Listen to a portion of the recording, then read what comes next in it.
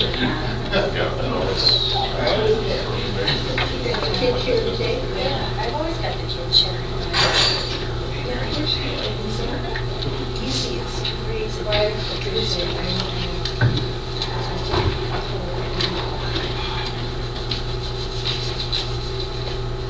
Good evening. I'm District Secretary Nancy Gamble Hatfield. It's Tuesday, April 2nd, 2013, and this is a regularly scheduled meeting of the Government and Health Services District Board of Directors. Presiding this evening is President Don Benson. Good evening. Please join me with the pledge. I pledge allegiance to the flag of the United States of America and to the republic for which it stands, one nation, under God, indivisible, with liberty and justice for all. Roll call, please. Okay. Director Huckett. Here. Director Howard. Here. Director Duarte. Here. Vice President Nicole. Here. President Benson. Here. Special announcements, activities? Nothing in that category tonight. Any public comment? Blue cards?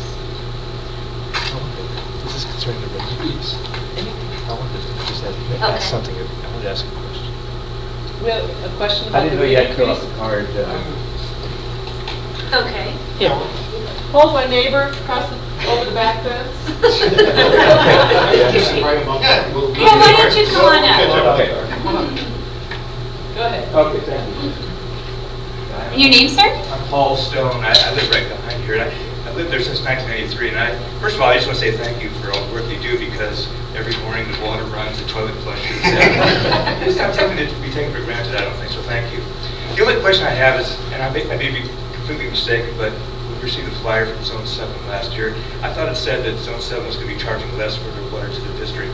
And if so, if that's true, how does that factor into the rate increase and so forth? That's all I was interested in. Would you like me to Go ahead. answer? Zone 7 is not decreasing their water rate. Actually, for the first time in a number of years, they've chosen not to increase it, so it remained at 0%. The way the Zone 7 water rate factors into your bill, if you look at your bill real carefully, there's a line item on your bill that says Zone 7. Basically, the Zone 7 costs that they charge us, we just pass directly through to the customers. So, since there was no rate increase for Zone 7, that line item on your bill will have no rate increase for the remainder of 2013, and it's not really part of the rate consideration that the board will be deliberating on in a couple of weeks. Thank you. Thanks for coming. It's always nice to have a guest. Okay, next is reports. Yes, President Benson and members of the board, just a couple of things. On April 29th at 6 o'clock p.m. at the wastewater treatment plant, there will be a meeting between staff, consultants, and what we call the Neighborhood Improvement Committee. They'll be talking about landscaping along the eastern boundary of the treatment plant. We'll be chatting with the wastewater committee more about that next week if anybody is interested. That is not a committee, the NIC is not a committee meeting, but if the wastewater committee as a whole wish to go there, we would need to notice it properly.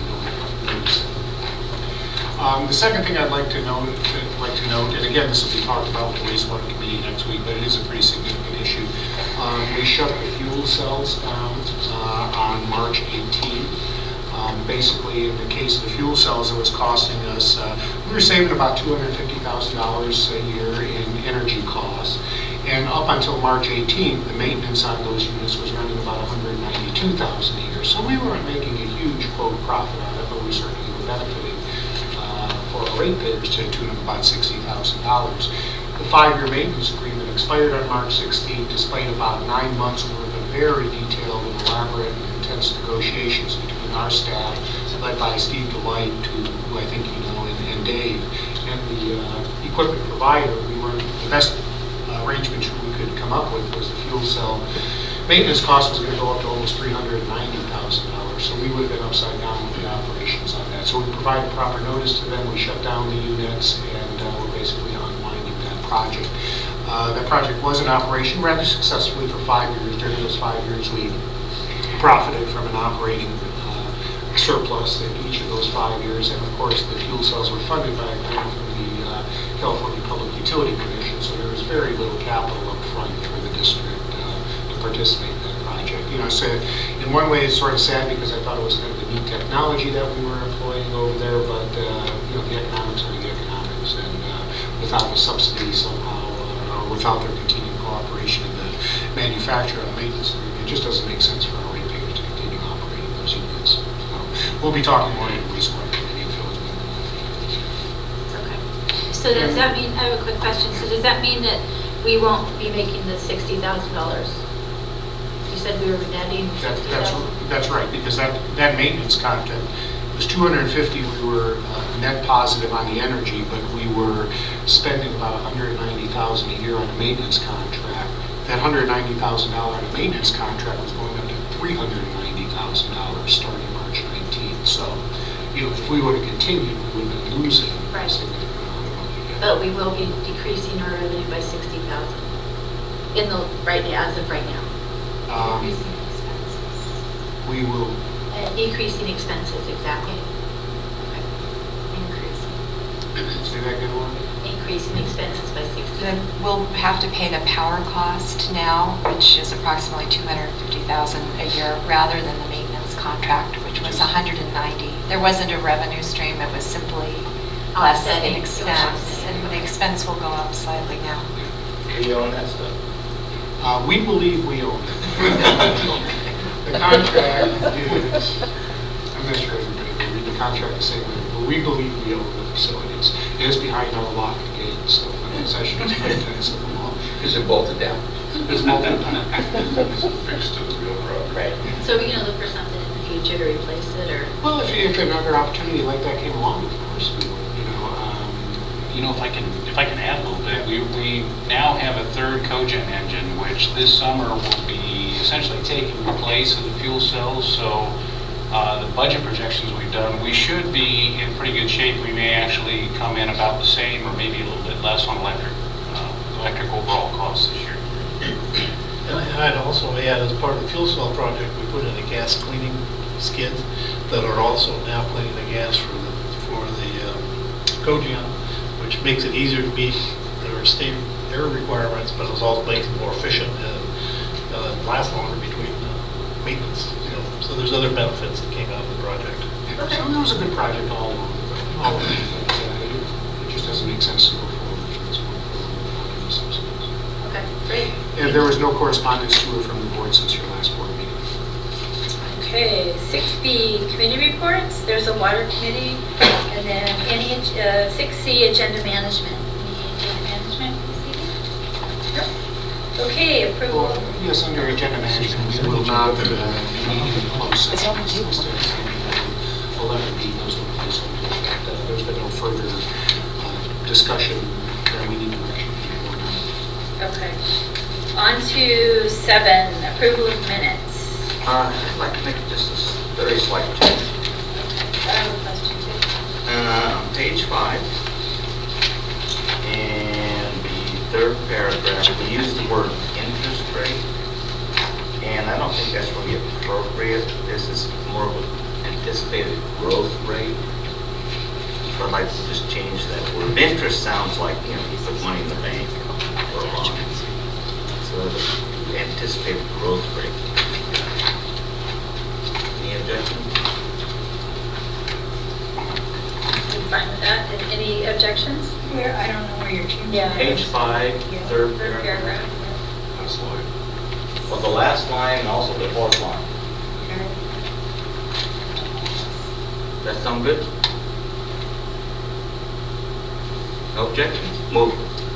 I'd like to make a motion to approve the minutes with that modification. I have one question though. Wasn't there supposed to be something on outreach under the core values?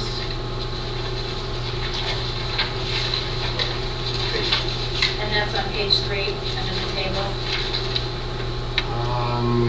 I can't remember as I Well, sit not a here. value, but or- This was a set of core values that I saved as the discussion. Because I thought there was one on outreach Was it next level down in the plan? and the goals. Okay. Which will be coming actually to external affairs. Okay. All right. So, to repeat, with changing the word interest to growth, anticipated growth rate. I'd like to make a motion to approve the minutes. Do I hear a second? Second. Okay, all in favor? Aye. So moved. All right. Now we're on to number 8, consent calendar. 8B. Okay. 8B is pulled. Any, I'd like to move for approval of 8A, C, D, and E. okay. Do I hear a second? I'll second. All right, Director Duarte. All in favor? Aye. All right, B, Okay, Director Health. so this, if you remember right, this was the sewer lateral insurance company that gave us a presentation in December-ish, yeah. And frankly, I was a little surprised to see a contract on consent. Maybe I'm recalling it differently, but I recall saying, oh, that's an interesting concept, go out and flesh it out and bring us a proposal. So I guess this is the first step proposal. So my only concern is I've seen, I'm not sure if they're from this particular company, but I've seen materials from companies like this and from neighboring agencies. And my concern is selling our marks to a private company that we use in a marketing concept, because invariably their goal is then to morph whatever material it is to make it look as official as possible. I see it all the time in private companies trying to market things to companies that are subject to the state of California's jurisdiction. You know, they morph it, and no matter what small print we give them, you know, it's going to be buried. So I'm concerned lending our marks to a private for-profit entity that frankly doesn't really solve the problem that we as an organization try to solve. Because this insurance only works if somebody bought insurance. It doesn't solve the problem we get about once every year to 18 months where somebody comes up saying, my sewer lateral blew up and I never knew it was on my dime. It only solves it if that particular person has bought this different insurance. So I just want our eyes open. You know, I don't think I have the votes to stop this, so I'm actually going to make the motion to approve it. But I would like one thing in the minutes associated with my motion. I make the motion to approve it, to delegate or to authorize the GM to execute the agreement, but I don't want to delegate the authority to approve the marketing materials. I'd like those to come before this body for approval. Okay, That's a motion. That's a motion. that's a motion. Okay. Okay, so now we're discussing. Now we're discussing. Okay. There needs to be a second. It was. I second. That Georgine seconded. Go ahead. I don't have the same concern Rich does, and as I promised you, I'd go digging in my files for when I first brought this up, and I found my original letter to Bob Leet in September of 1995, asking for some sort of a similar program, and my thought was a loan from DSRSD to get these fixed. But the fact is, it's a serious problem. That's, 18 years ago, and we've done nothing since. And you're right, it does blow up and people don't realize it's theirs. Problem. So maybe with the fact that this is going to be going in our bills, it will alert them to the fact that it is their problem. And I kind of do agree with the logo. As you mentioned, we see so many things where they get this official letter from somebody or another, and it looks like it's coming from the Secretary of State or the Franchise Tax Board, and people panic and they pay outrageous dollars to do something that they could have done for free. So I do have some concerns about that, and maybe coming back to the board to look at it would be the issue.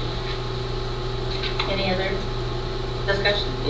Would it be possible to precede their outreach or their marketing tool with a commentary from the district that this is an optional solution, but you are reminded that the sewer lateral you're destroyed is going to be the ratepayer's responsibility. You're suggesting that we require them to put a statement or statements to that effect in their And I think the ones I've seen, that certainly appears in marketing material. And I guess another way to approach my kind of strange motion is to give staff some cover, because they're inevitably in this relationship, there's tension between the company trying to make this look as official in DSRSD as possible so people buy it, or they wouldn't even be coming to us for marketing assistance. And DSRSD want to make sure that they understand that you're buying insurance from a private company. And by making the marks, making the materials that use our marks come past this body, It's an implicit sign of approval. we give leverage to them to negotiate better, and we're the ones who get the calls when somebody says, why are you trying to sell me insurance for something, I don't get this. Or if somebody comes up, if somebody has an issue, we're going to be, because we are part of that, because we're getting 10%. So in essence, we're also getting 10% from our customers. So, just to sort of. and it's also, there's a $25,000, they're going to actually pay us $25,000. Yes, that's correct. That's the initial amount that they will pay us, because they understand that there is staff time involved in the coordination and setup of the marketing plan. I'd like to actually ask if you would allow Vicki Goldman to give you some information on essentially what the rollout of the marketing plan is. They've already had an initial meeting just to have the discussion. And of course, staff is going to be very involved, and public information staff is also very involved with this process. But I'll let her kind of fill you in on what the process is, with the understanding that they could market it on their own. And one of the reasons is that we are partnering with them is so we have control over what the marketing materials look like. We know that inevitably we would be getting phone calls from our customers, whether we participate or not. And so this arrangement, which has been really successfully used with some other agencies, local agencies, gives us a lot of ability to make sure that all of those things you've talked about tonight are addressed. The customer's responsibility, it's an optional program, and that DSRC will not be handling any of the billing for this either. That will all be done. It will just be like a private insurance program. They'll make their payments directly to the company, not to the district. So I'll have Vicki fill you in on her understanding of what the proposal for the marketing plan is. Okay, thanks, Vicki. Good evening, yes, thank you for this opportunity. We've had all the same concerns you've had, so we've been talking to them and working with them through all of those questions and concerns I asked you since the December 18th board meeting. One of the things that I've had the opportunity to do is talk to the other districts locally who've been involved in this program with HomeServe for the last few years, and locally that includes California Water, Contra Costa Water District, and Alameda County Water District, and they're all very happy with the results we've had so far. The initial strategy for the program is that we would communicate to our customers that you're going to see this. Here's what it is. We're not recommending or not recommending it, but it is an opportunity for you to look at a product that will provide you some protection on something that is your responsibility. We've also looked at their first markups, what they're saying. Here's what we would present if you haven't had an opportunity yet to make changes, because we're not going to spend any resource time until we have board approval or signature on the contract. But they did bring in our last meeting, we brought some examples of here's what the product looks like, and it looks really good. And it really is about education. Customers letting them know. We expect that customers will call us to say, what do you mean this is my responsibility? We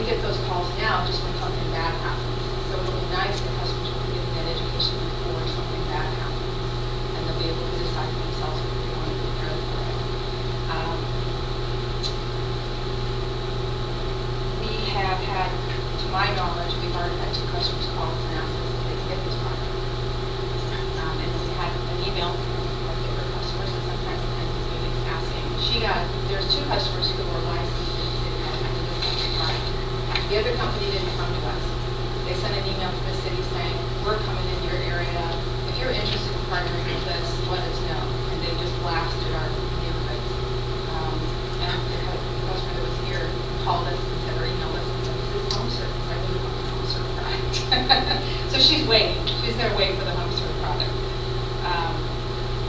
For us, this program is great because we participate in no cost to us. The $25,000 is to pay our front costs. Carl's already spent time, legal counsel's already spent time reviewing the contract and the language with us, and there'll be more of that. So that's covering the costs that we have. We would, they will cover our costs of any mailing inserts that we want to do. We have space on our bill. We send a message to our customers about what it is. We distribute it with another insurance provider, but also with an insurance provider. And if we do this, it's also some objectives that we have set to look for alternate revenue sources. So I don't expect that it's going to be a lot of money. 10% of what I do is the last amount they do for that. But it's some things that can go back to the community. So that's what we're doing. If you do decide you want to do the board, you certainly can do that. We need to work on the timing of that issue. It can become an obligation to them. They're working on marketing campaigns, mailing campaigns. We need to turn that over quickly. Perhaps bringing it out to a committee. I have one quick question. If there's a $25,000 setup fee, is there, if they want to do inserts and all sorts of other marketing materials, is there a clause in here that allows them? Is there a price for us? It would be if we decided we wanted to do a billing insert. They can't do a billing insert, but if we said we want to put more in a bill than what we cover in the bill message, or just a small space, then they would pay for the cost of the printing. Is that in here somewhere? Paragraph 2.2 is the very last sentence. 2.3 is, picks up, I'll just say, since I'm talking, I'll refer to 2.3, which talks about the districts having a 10 business day response time. So that might be something that's part of. Obviously, if the board wants to get involved, that clause is Going to have to change either this year. How about customer lists? I was surprised to see that in there. And I see that we tip a hat to the California code, but I can't envision the exception that would allow us to provide a customer list to these people. So you want to hear? Customer list. You can provide a mail. We do that. We can't, I mean, we're holding firm that we can't even disclose who signs a 218 ballot, yet we can send a customer list to a third party. Mr. President, Available to town if you buy it. Yeah, I can buy a voting Public list. records. I can buy a voting list. We're not providing any account information. Well, yeah, so. But we're giving them a customer mailing list. And yet, Everything's- we've been down the rabbit hole of even with the 218, balloting issue, we've been down the rabbit hole of even an address and a name is a piece of customer information. So I'm trying to reconcile those. Yeah, I didn't, unfortunately, I didn't bring that code section with me, but and I don't recall exactly how we resolved that question. This is being provided pursuant to a contract as opposed to pursuant to a Public Records Act request, but that doesn't really give you a great answer. if those three other organizations are doing it, obviously somebody checked out the fact that it was legal. I'm not sure. The mechanism of contacting the customer is different on at least one of those, the one I I would think there's a difference between just a customer list and information about the customer. Well, name, address, account number, No. it's right here in the contract in front of me. We're not providing any account number information. What's in the contract in front of me? 2.2 does say name, address, account number, phone number. His and account number, when, address. the obvious heartburn with the account number is that makes it even look more, oh yeah, Fred Smith, account blah, blah, blah, you could be at risk of, and so it's just, it's a very fine line between assisting a private company to market a product that they're going to make money on and Yeah, it's got the email and all that stuff. Phone number too. Name and address would be all. So at the very least, I'm not sure this what are we approving? Are we approving the contract contract itself or your ability to negotiate? You are authorizing me to execute agreements. So I'm going to withdraw my motion because I don't think we can execute this agreement necessarily. Just one minor point, just for the sake of discussion. The 2.2 that you're referring to starts off at the request of HomeServe and at the district's sole discretion. So, you could give us direction never to exercise that discretion, I guess. If you want to exercise it and not provide. Right. Yeah. It says any of the following ways, and that's one of the ways. We could also just strike that out. That would be an alternative. Yeah, But it's, under the theory that's never been put anything in a contract that you can't actually do. Well, can I suggest that we would only provide the name and address, which is public information readily available, as Vicki mentioned, from the county, as well as any marketing organization or mailing house. Certainly account number, phone number, and email. We would not normally release that information, and so that was most likely an oversight in the contract. And I think, Vicki, you would be comfortable removing that information. And looking at it now, I've just got an earlier version, so I look at it the way that it's worded. I view that as like, here's some examples, here's some examples of what you might put at our discretion. As long as it says at our discretion, it's not my thing, then I can do everything in that bit. Never intended to include more than a name and address. Okay, well, why don't we just strike it? In the motion.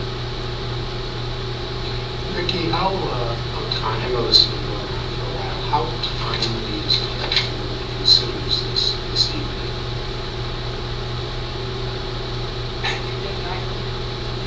I guess what I'm saying, rather than amend the contract on the fly, which is unilateral, I feel much more comfortable if we took the board's discussion, direction here, next meeting, you had a discussion with them, and then bring it back on the 16th. Well, the sole discretion language is probably sufficient. This looks like a contract where we kind of started from their template and we inserted some things. yeah, that's why I refer specifically to the government code section that says we can't usually release that sort of thing. Certainly, I hear two particular points of direction. The first one being take this part out about providing that customer data. And the second one I hear is bringing marketing materials to the board at least the first time, and perhaps every time, which is going to require a change to 2.3. So if that's the board's direction, Vicki and I can, or Vicki could run with that, and I can help her with the language. Okay. Well, I want to go. I feel better. Vicki, there are going to be multiple marketing pieces going into the future, and so I would really like to understand clearly, is that you'd like to see kind of what the initial outreach would be, that would come back to the board, and I'm sure that we could have that for the 16th with the revised contract. I'm a little concerned that going forward, if we're having to bring it back, I'm not sure, we would need to understand that when we negotiate. Call me crazy. I just want to see what a private company is sending my constituents, my local. Each piece of marketing We materials. would, each and every time we have this agreement, the main reason we wanted to have this partnership, we wanted ownership and control of what they Right, but right now, as it's written and formulated, that authority rests with staff to make the decisions of whether it's an appropriate use of our logo. Which is fine with me. I don't think we necessarily need to micromanage every single piece. They know how we feel. And they would feel the same way. Well, I've withdrawn my motion, so if someone wants to formulate a different way to approach that. Well, I think that's fine, putting it off until the next. How about a revised contract with the next board meeting and also with a sample of all the products of the marketing materials? Of the initial marketing materials, so we can take a look at it? Does that sound fair? That works, and I think, just to be clear, so we can be back to meet your expectations, the first issue we'll deal with is, let me call it the 2.2 release of information issue. I believe you said the board would feel comfortable with only the names and addresses being released, nothing more. I think that's money that would be legal.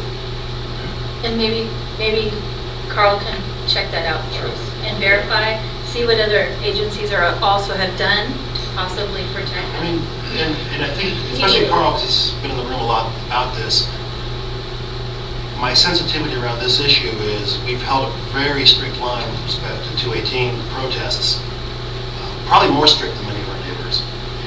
And this would smack of this would be, one could perceive this as being very duplicitous because we hold a very strict line on 218 protests, and then we're about to sell or sell this information to somebody else. So I wish we're copacetic there. And also with the expectation with home service too, because if they're thinking they're getting all this, what's their expectation? So if we go ahead and, everybody needs to come to the table and be understanding as to what we're doing. And what they feel comfortable with. I mean, if they're thinking we're going to get account numbers and all that. They certainly don't need account numbers for anything. Well, it makes the pitch look more official. I know. Because I've seen it too. Quite frankly, I don't Don's want point, any phone call from you anybody. want to make sure that trying to before they sell write a check for 25 grand, that you know you're not getting it. The second No, point I was going to bring up, given your motion, Rich, was to bring the marketing material back to the board. That would render this contract very difficult to perform because of the 10-day. Are you suggesting that we work on the 10 days to lengthen that out so the board can in fact see something? Or would you prefer just to see the initial marketing, and if that sort of meets your standard, then we would go ahead with the 10 days? I would draw that motion. Yeah, you insure it. Okay, I'm just trying to make sure that we bring back something that will meet your expectations next I time. think the initial marketing material is sufficient. It is for me. It doesn't have to be policy, just come. No, I think you'll meet the They have expectations. samples from other agencies that they've gone through. That's true. I mean, they have, it's not like there's a lot of cut and paste here. Right. I'd rather have something that we've approved, so you get a feel too for what it is. If I'm looking at this and approving it, I don't do feel comfortable with it. And so also, I have a question, one more question, sorry. 5-year contract, so is there, I know there's out clauses and such, it's a 60-day notice. Is there any money that we're liable for? Say we terminate the contract and what kind of, there's no money based on the 25,000? I'm sorry. Go ahead. I almost interrupted. On 3.2, if this contract doesn't last for a year, we would have to refund the 25,000 on a prorated basis. I guess it would be, so 1/5 or 4/5 of the 25,000. So it would turn out. But that's the first year, so Yeah. if there's no money. After the And first also, year. what happens if we terminate the agreement? Do we still get residuals from the prior? Wouldn't think so, no. You terminated the agreement.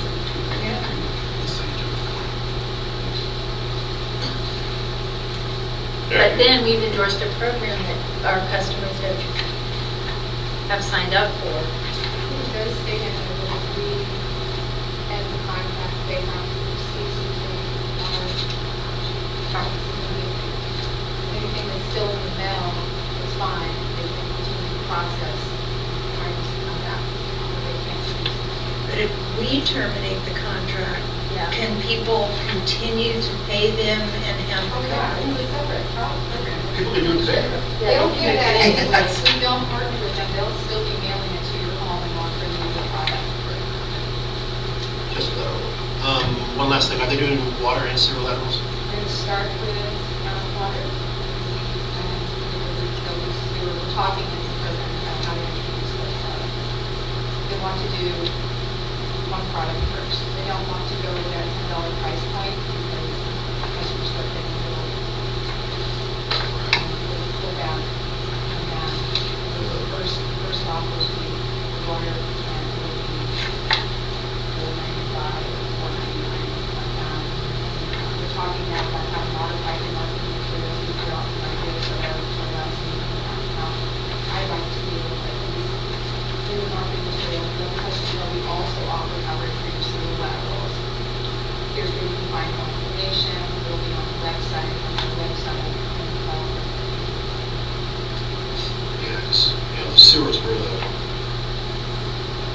their margin is and the sewer is where our need is. Yeah. Well, my experience is when you never get water, that you have no problem. But, you know, when I lost, It costs less. when I had to crack my water, it was $300. So it's about a 60-month payback on their insurance. Customers will have the option of an initial market material, but generally they don't go out the door because customers hold that price. Okay. Most of the agencies, I think, maybe all of the agencies that have done it locally have been water. They all chose to do only water, they don't do this if they live in water, and now. I know about it. And yeah, the rich ones. And every one of them is now saying they are moving to sewer. They want to now use sewer. Because I know they're doing PSLs in the East Bay Mud area, that's huge right now. Huge. And it's expensive. What kind of market penetration do they think they might get in terms of percentage? That's why I think the townhouse certification has a 15,000 residential. I don't see big for our benefit as an organization opportunity to do really good, thoughtful, bigger way and have the conversation. Okay, thanks, Vicki. Well done, Vicki. Okay, moving right along. Okay, it's that time. 9A. Discuss proposed changes to water rates and charges. Here we go. This is the fourth regularly scheduled board meeting between the February 5th meeting wherein the board proposed changes to the water rates and charges and April 16th public hearing wherein the board will decide exactly what those changes will be to the water rates and charges.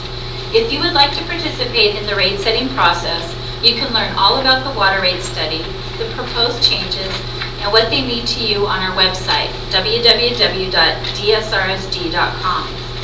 You will also have one more opportunity to interact with the board, ask questions, get clarifications, and or make statements at the public hearing on April 16th. But beware that April 16th is the meeting wherein the board will decide on the changes to the rates and charges. If there is anyone in the audience tonight who would like to address the board, please fill out a blue card located at the small table between the doors that lead to the lobby. And I know we've heard from Mr. Stone, excuse me.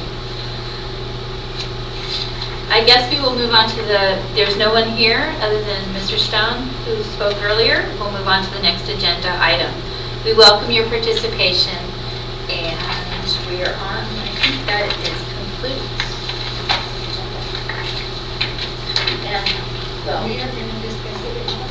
oh, yes, sorry. Okay, so 9A. Any discussion? No? Okay. Let's see, we're on to board member items. Number 10. Well, let's see, when is the optical ticket? Is that conflict with the? CASA is the week after, actually 2 weeks after, I believe, and Aqua is in May.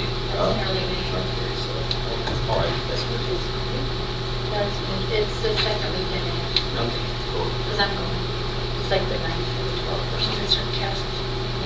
CASA is like the last week in April, so they're okay. Okay. That's all. And we also have a,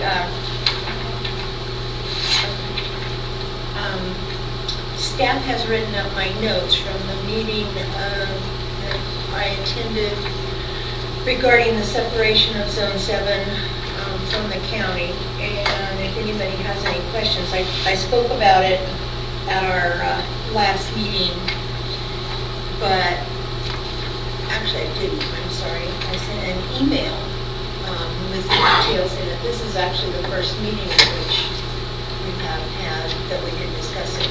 So if anybody has any questions or any concerns, it actually sounded like, in fact, both the supervisors were very positive about the idea. There's a couple of issues that they're going to dig their feet in on, and quite frankly, that's their job. They're looking out for the county. They want to make sure that flood control is taken care of. Mr. Miley absolutely wants elections by district. So, I mean, it'll be an interesting process since Zone 7 doesn't want that, but at least they're talking a little bit more, let's put it that way. They're not exactly on friendly terms. They insist that it goes through LABCO. That's not something Zone 7 wanted to do, but Mr. Miley, being chair of LABCO right now, said he'd be happy to call a joint meeting, so it could happen at that level. But in any event, at least they're positive that it's moving forward, and there were some people that spoke in favor. And as far as Scott is concerned, he's met his obligation to have a public meeting to discuss it, and that's it. And so that joint meeting with WAPCO is with Contra Costa and with Alameda County, since it does affect Doherty Valley, parts of San Ramon. And then the other item is I attended the Alameda County Special Districts dinner last week, and we had a speaker who, I don't know how many of you watch Scandal, but it's about people who put out fires at the Washington level, Washington D.C. level. He commented about it, and that's exactly what they do, but he said he doesn't usually have cases that severe.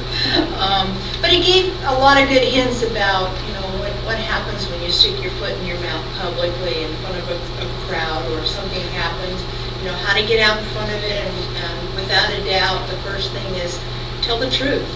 People will forgive, depending on what you do, but people will forgive. It's all the hiding that goes on that has caused all of the various problems, and we begin to not believe anybody about anything. But it was interesting. He was a off-the-cuff kind of speaker, but I enjoyed him. Thank you. Anybody else? I have a couple items. I found this article in the San Diego Union when I was down there on the Delta. So it's kind of the Southern California take on the Great Water Debate. So that was in Sunday, Union Tribune's Sunday edition of Easter. So that, give you guys copies if you wish. Also, I attended the special meeting of the Dublin City Council, where they talked about strategic plan and their vision for the next 10 years. So that was very educational, and there's a couple of projects that they would like to do, or they've done with us, and they're continuing to bring us into their strategic plan. So I thought it was very good, and I think they have a great council, and they're on their way. So otherwise, happy April. With that, I think we're done. Meeting adjourned. Thanks. Appreciate it. Yeah.